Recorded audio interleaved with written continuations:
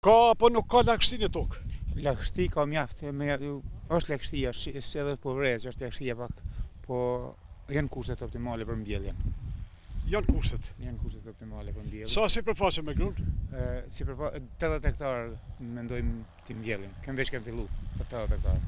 Cilat varietete janë? Varieteti është andelu dhe egzotik. A janë dëshmu këta kultivar ma?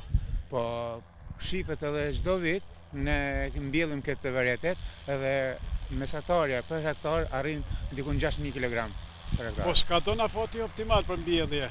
Po jo, se kushtet janë optimale, shihet edhe lagështia dhe shihet që ka hala kohë për të mbjellje. I përfill këshillat e ekspertëve bujqësor? Gjithsesi, ne duke bazuar dhe mbështetur në këshillat e ekspertëve bujqësor, Valdetit dhe profesorit Sinjolcit, çdo herë kemi arritur edhe për ata kemi arritur edhe këtë rendiment të lartë. Nëse mbajnë kushtet e mira klimatike për sa kohë do të mbyllet 80 hektar? Po mrena prapërsisht 4 ditë do të përfundoj çdo gjë. Do të përfundoj diçka. Ke mekanizim, ke gjitha ke? Po siç po shifet, mekanizmi më modern për momentin që është edhe më i ri është me këtë mekanizëm duke mbjellur. A keni ju mekanizmin nga buxheti familjar apo ka ndihmuar dikush? Kem një pjesë e madhe mekanizmi është nga buxheti familjar, një pjesë nga subvencionet e Ministrisë të Bujqësisë. Grantë qeveritare, po. Ke edhe diçka tjetër përveç grurit? Po, kem misër edhe kem mbjellur edhe 15 hektar me bizele. Me bizele keni fermën e kemi majmërinë e viçave që kemi prapërsisht dikun 113 cop lop, viça dhe për majmëri për momentin, kemi edhe qumshtorën që presim më vonë të fillojmë edhe me qumshtorë, po jemi duke bërë klasifikimin e kafshëve të cilat janë nga qumshti me dalë sa më kualitativ.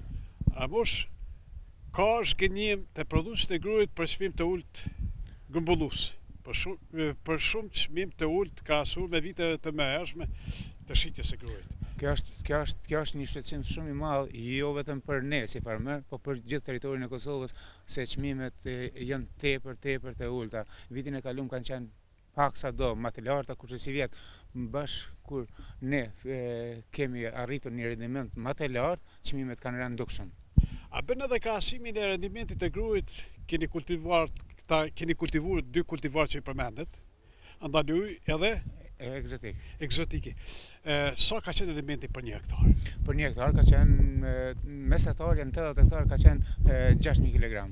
6.000 kg do të thotë është për 50% rendimenti më i lartë se sa rendimenti aktual i Kosovës. I Kosovës edhe se sa, mund me thonë është një rendiment më i lartë se sa farë tjera, të prodhimeve tjera, se është andelu dhe egzotik është një farë që me të vërtet jep rendimentet të larta. Ministria e Bujqësisë po ndon subvencione, ende nuk ju ndan mjetet. Ndërkaq ka mendon për propozimin që të subvencionohet ai për sasitë të rendimentit për nivel që të subvencionohet apo të shpërblehet apo të stimulohet.